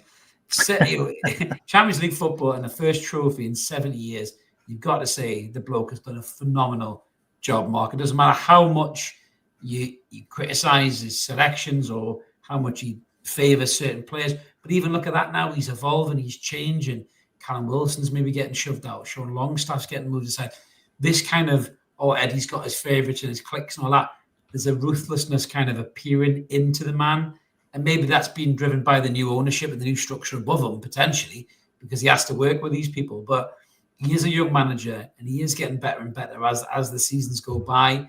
And I think, 9 out of 10 is my score for Eddie. Mark, what would you score him on? It leaves room for improvement. And I like that. It'd be easy to go 10 out of 10 because of what's gone on this season. I think there have been mistakes. We've talked about that before. Yeah, I'd agree. 9 out of 10, I think, is a fair one. Eddie Howe has the third best win ratio for Newcastle United managers who have managed more than 10 games. He does sit behind Jason Tindall on win ratio. And also John Carver, funnily enough, at that point, I think, in his stint. So it's too late. You'll give people nightmares. Stop that. Sorry about that. But no, look, I think only Chris Hughton and Keegan sit above him, and I think a huge chunk of that Chris Hughton part is the fact that it was a season in the Championship, which ultimately helps that, I think. But yeah, he's currently, I think it's 50.3 in terms of his win ratio. He's 163 games he's managed, 82 wins. He has got two. He's now going to have 2 seasons in the Champions League. He's got to 2 cup finals. He won one of those cup finals. He's been brilliant since the moment he walked through the door at St James's Park. He's been a breath of fresh air in terms of what Newcastle have seen in 20 years. There's been an awful lot of dross come through that door into managers. There've been some that have fared better than others, but I mean, when you compare to the likes of Bruce and Allardyce and Joe, the wheel of mediocrity, Pardew. I mean, it's a horror show of managers at times. He's come in and come into a club that was falling apart. I think, and it's been a monumental effort from him. And remember, this is the guy that took Bournemouth down. Thanks, Steve. That's what you called him, Steve. That's what you called him. That's why Steve Bruce. I was going to say that's why he's not a pundit or called upon as a pundit much. But actually, I've seen some of the pundits that Sky and TNT and TalkSport use, and I'm amazed he's not on more. He's handled the season really well. He's handled the setbacks really well. Obviously, he's had his health issue this year, and it's great to see him back and fit and healthy and loving it in terms of the way things have gone recently. But yeah, he's just done a brilliant job. And again, he's improved players that you didn't think had it in them to improve. And I think when you're talking about young players to come into the squad, the likes of Delap, etc., they look at a manager like Eddie Howe and gone, "What have you done with the players that are there?" And look at the contrast with some of the other managers that have gone elsewhere to what impact have you had on those players. There's only a few that have gone in and almost instantly improved the players that are in the squad. And Eddie Howe's the top of that list. Look at the improvements in the players that he's had there. He's just been brilliant. But this season, again, that changeover, that switch, that reading of the room, I guess, in December to go, it's not working. Something has to change. I've got the player there to be able to do this. I'm gonna alter the way that I set up, and ultimately that leads to where Newcastle are now. And yeah, he's managed really well. He's got to learn from his mistakes previously. When you get into big games and in big moments to be able to change things, he's got to develop more ruthlessness. I think, as you said before, but he's still in manager terms, he's still really young. Although he's managed a shit ton of football matches because he started so young. He did. He's obviously because his career was cut short from injury. I think that helps give him empathy towards the players too. I think that's another string to his bow. I think that he's been through that life experience. He's took something negative and he's turned it into something positive. Speaking of something positive, Dan is feeling generous tonight. He's gifted 10 Evermore memberships. So thank you very much, Dan. Marcus did do 50 earlier when you disappeared off in your little internet buffer. Dan's also got a super chat. Good evening, you beautiful people. UCL, here we go. Thank you so much, Dan. Thank you very and yeah, thank you, Dan. Thank you, Marcus. I hadn't seen that, so that's amazing as well. And thank you, Dan. That's really, really generous of you. Yeah, Mark turned into Max Headroom for about 2 minutes. Gay. That's an old reference to anybody who's old enough to remember. Hopefully, some people in the chat are. But we're going to finish up the episode here with an Out of Tune. It's been a long time since we've done this. And just before we kind of get into the Out of Tune, because we are going to talk about Liverpool with some of the things that's happened this week, I just want to start by saying I think I can probably throw your sentence in for this as well, Mark, is the scenes that we saw in Liverpool earlier tonight were absolutely sickening. And our thoughts are with all of those supporters and their families and friends. And I just hope that nobody has been severely hurt by the reckless actions of this absolute prick of a person. There's no room for that in the world at all, ever. Certainly not, in our country. And it was just awful to see, Mark, wasn't it? I genuinely, it blows my mind that somebody can do something like that. It's vile. It's horrible and terrifying. To kind of have been in the position where you're in a crowd like that. Well, we were in Newcastle. We were doing the same thing, and to see that's all them fans were doing. They were just enjoying their club's trophy win, all getting together, that lovely moment of positivity and elation and togetherness. And this fucking evil weapon has just decided to go do that. I don't understand people at times, mate. I really, really don't.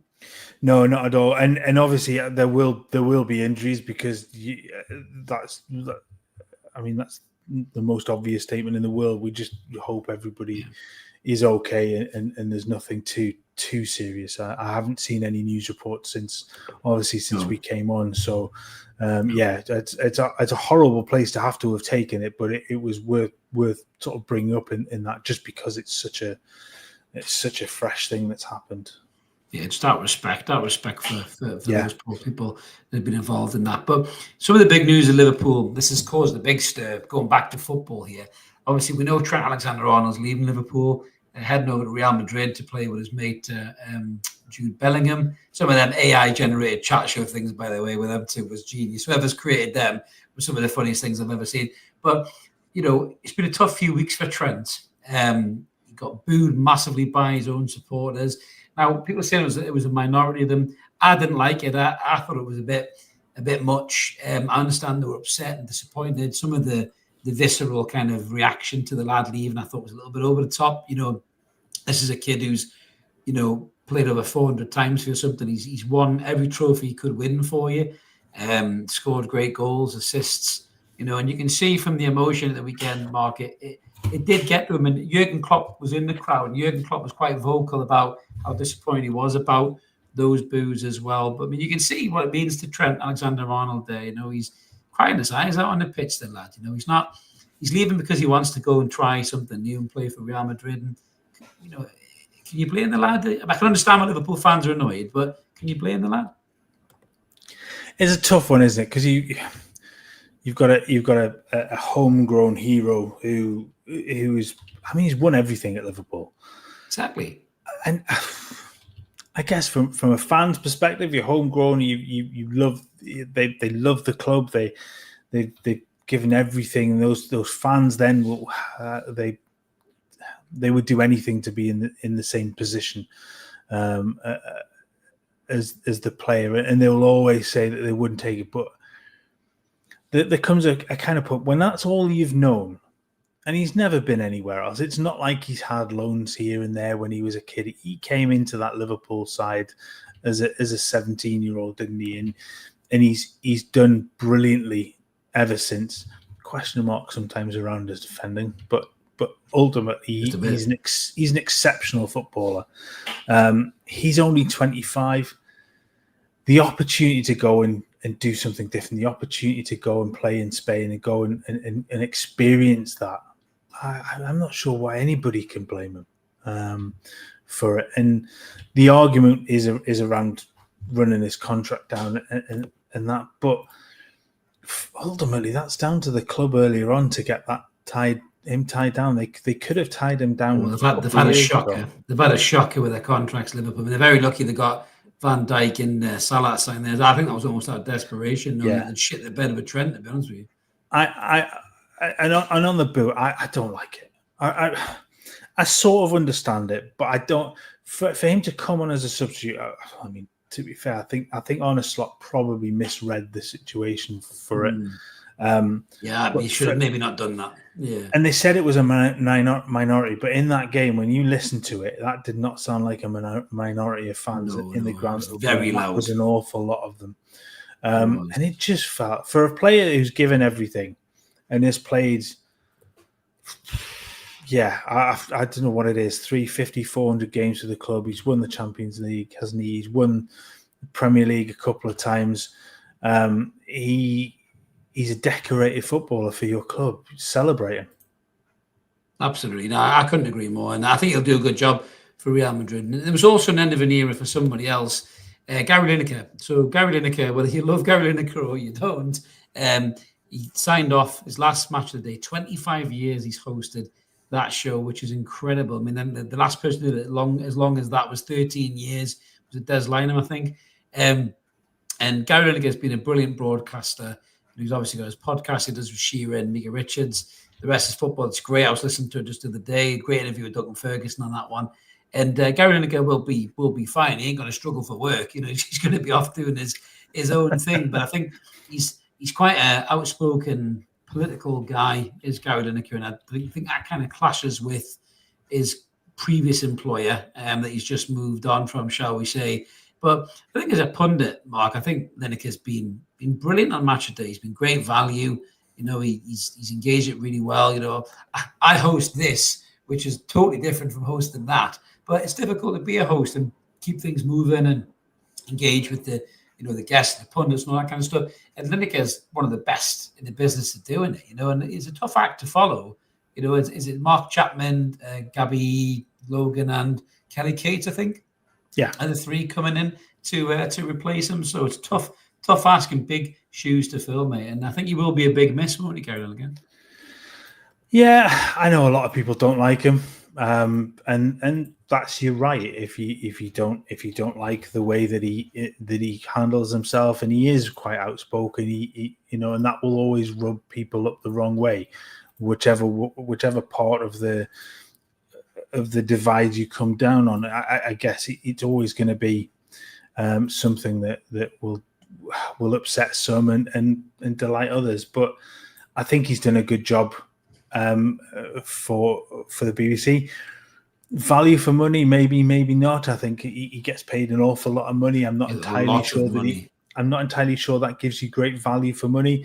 But he's been a good host. And you don't do something for 25 years without being good at your job, and it will be a bit of a change. Interesting to see. I love Chappers. I think he's a great presenter. Quite a relatable guy, isn't he? To be fair, he should be quite good, Chappers. And having listened to him, I mean, Christ, when I was working for the railway, I'm going back 24 years listening to him on Radio 1 doing the sports on stuff, and so it's a huge kind of turn for him to get this. So yeah, it'd be interesting to see how they take it. And the other two are good presenters as well. We know Gabby's a great presenter. Not sure about old Kelly Cates, to be honest with you. I think it always helps when your dad's Kenny Dalglish. I'm not being funny, but I don't think that's done her any harm over the years, to be fair. I don't think she's terrible. She's not terrible. There are far worse. Oh, Jesus, there's far Dave worse. Jones. But he'll be excited next season, Dave Jones. Oh, Christ, we all know why. I mean, to be fair, it is kind of out of tune. We haven't put a picture in for it, but they're back, aren't they? The Mackhams are back. I was very conflicted going into the game. I kind of didn't want them back because I wanted to see them suffer in the Championship. As you brought up the Mackhams, I might as well talk about it. But, I was watching it and I was pissed off when they scored the last-minute goal to get back in the league, mainly because that's all they're going to talk about. The only thing I can hope is that we just smash the shit out of them in 2 games next season, and then they go down with even less points than Southampton is probably what I'm going to say about that, I think, mate. But we will look out for the fixture, no doubt. Could they beat Derby's record? That would be an interesting one, wouldn't it? It would be. Mind you, it'd be interesting to see if some of their younger players stay, like Joe Bellingham and Chris Regan. Maybe they will, maybe they won't. But let's be honest, Newcastle have got a far superior team of them now, and even the most devout Mackham, like that weird woman who keeps appearing in our chat, she came back with a new identity and then decided to tell me it was her in the comments. So I just binned her again. So, which is a bit. You're probably losing the secret art of espionage there, Amanda Tiffany, whatever your fucking name is. I mean, Jesus Christ. I don't know if that's just a list of your sisters that you've shagged, mate, or something like that. I don't know if you're just making these names up, pulling them out of the air. But I mean, go and watch a Sunderland podcast. If there's any decent ones, don't come on a Newcastle podcast and try and mischief, mate. Very weird, very weird.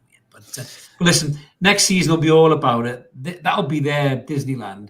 Beating us once next season, that'll be there. Even if they get relegated, that'll be their whole season. So the lads need to make sure that doesn't happen.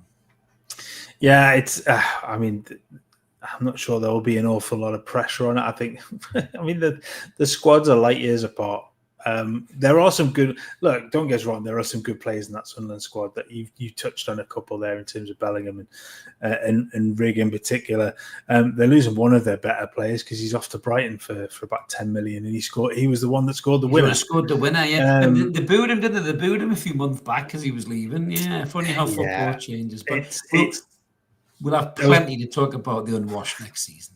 Absolutely, it's been a while, hasn't it, since we've had to discuss them in length at any point. In fact, we've never, other than I guess the cup game, they've never really been a topic of conversation on this because they haven't been relevant for a decade. So there we go. Hey, listen, we'll see what happens next year. We'll see what happens next season. But speaking of being rattled and speaking of being rubbed the wrong way, as you said, Gary Lineker can do sometimes. There's a couple of people who have rubbed people up the wrong way. I'm going to start with this chap, and that is Piers Morgan. So Piers Morgan was as bitter as a pint of stout. So Spurs won the cup, as we all know, beating Manchester United in the final, which we loved, even though Manchester United, in fact, did us a favour get the Champions League. So old moody Piers decided to post this. He said, imagine being 17th in the league and doing this for winning the Losers European Trophy. Comical. Now, what was really funny about this, Mark, is Spurs actually won a trophy. Remind me of the trophy that Arsenal, Piers Morgan's team, won this season. What was that trophy? They finished second. Do you get a trophy for second?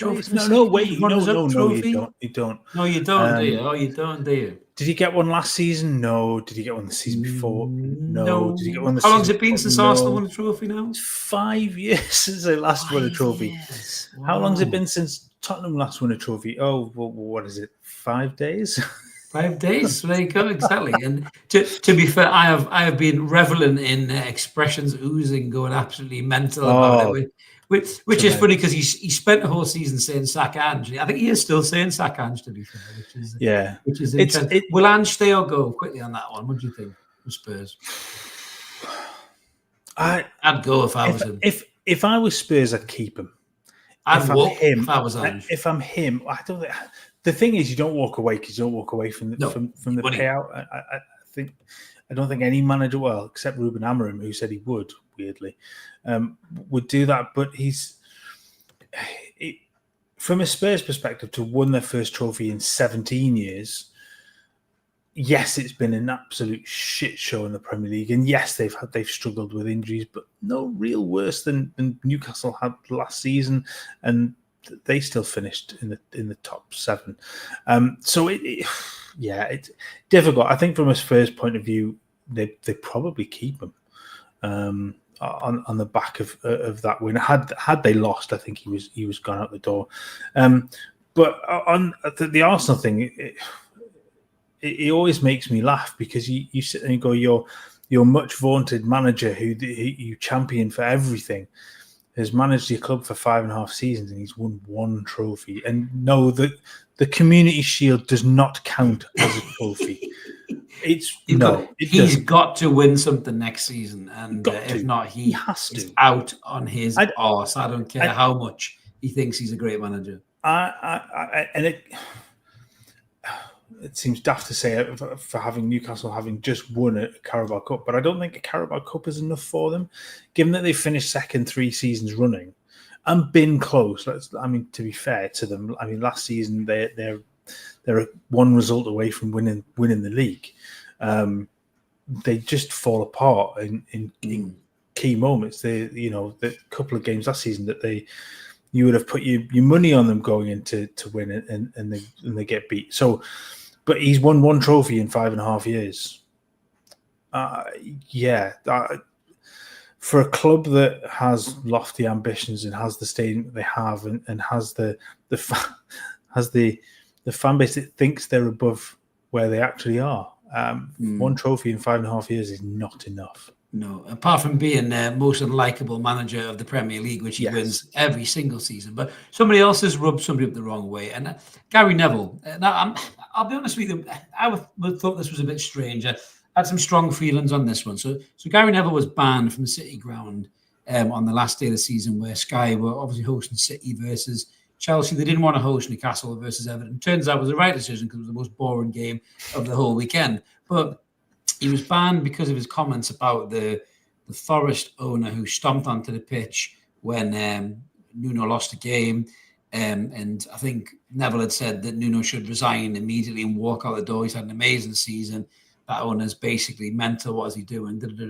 Now, I can understand why the owner would have been a little bit upset about the comments that Gary Neville's made, but I think it's a very dangerous precedent here we're going to set if you start banning pundits for having opinions that don't align with the owner of the football club. Because, I mean, I saw that, melted waxwork mannequin Steve Parish giving it big licks on the fucking TV on the match of the day about the Palace games when the goalkeeper should have been sent off and he was on lipping off again in the FA Cup, and he wants way too much airtime.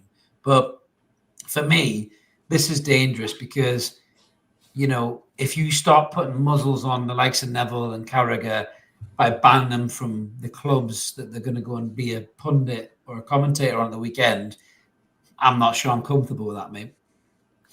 The only thing you're going to do is antagonize those pundits even more for me. I mean, it's just, yes, probably. I agree, George. I think probably they are silly comments from Neville, but silly response. Having your own charge onto the field wasn't right. Was not right. And I get why. I understand that the whole thing with the injury to a 1 year and things, and that not being taken care of straight away, and what happened since then. But you can't do that for your club, especially when you're not actually technically the owner of that club, because you've had to put your ownership in a blind trust for somebody else to run so that your team, had they got into the Champions League, you wouldn't have to give that. Those are a peculiar one. But I think daft from Neville as well, because I just think to then come out and say that a manager should walk because of that is a bit off. But I loved Kendall's tweet in response to it at one point, because she just put back Knott's career. So it just, when you start to censor and you start to ban things, it seems really pathetic. So you go back to the Newcastle link, and that when you start banning journalists just for doing their job, and yes, they might ask ridiculous questions, and yes, we'll pick up and the likes of what's her face that writes, was it the Guardian, who Louise Taylor. They're going to say stupid shit. They're going to write stupid shit. Let them get on with it. It gives us something to talk about anyway.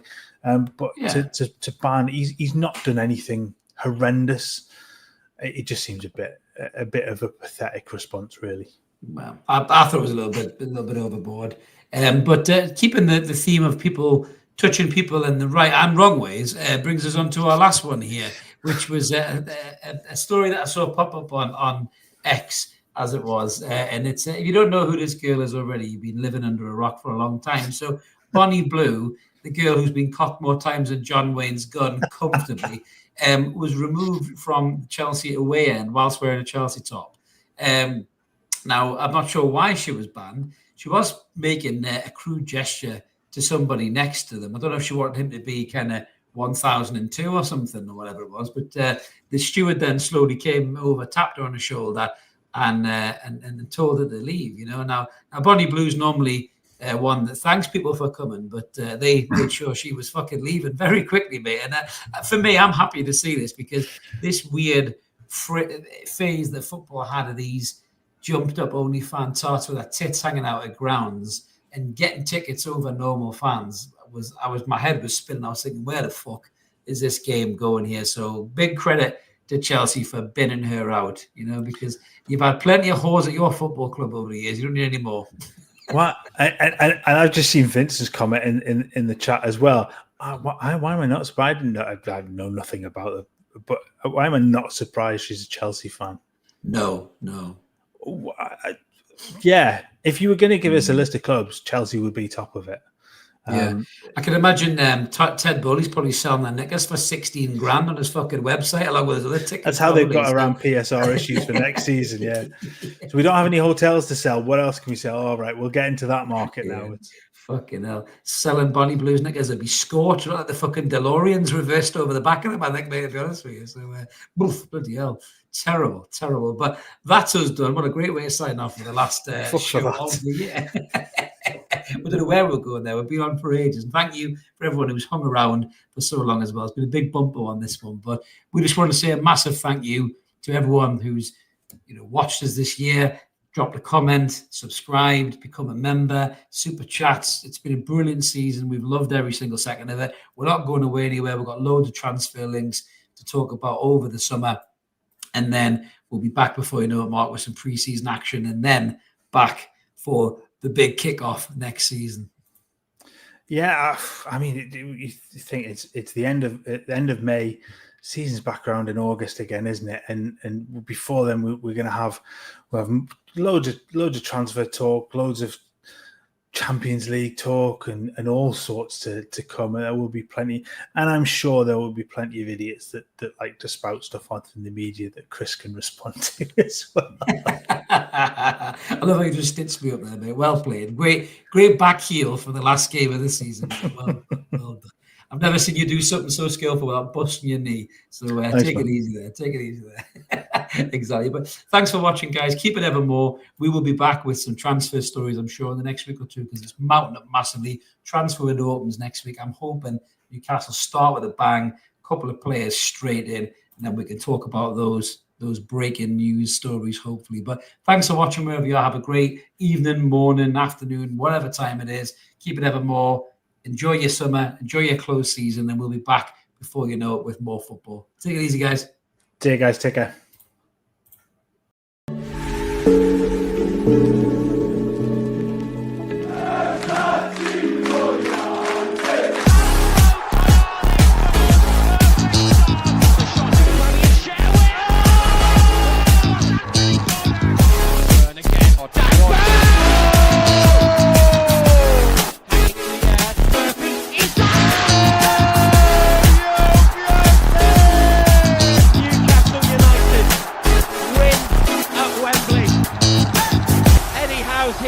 Celebrate. They have done it.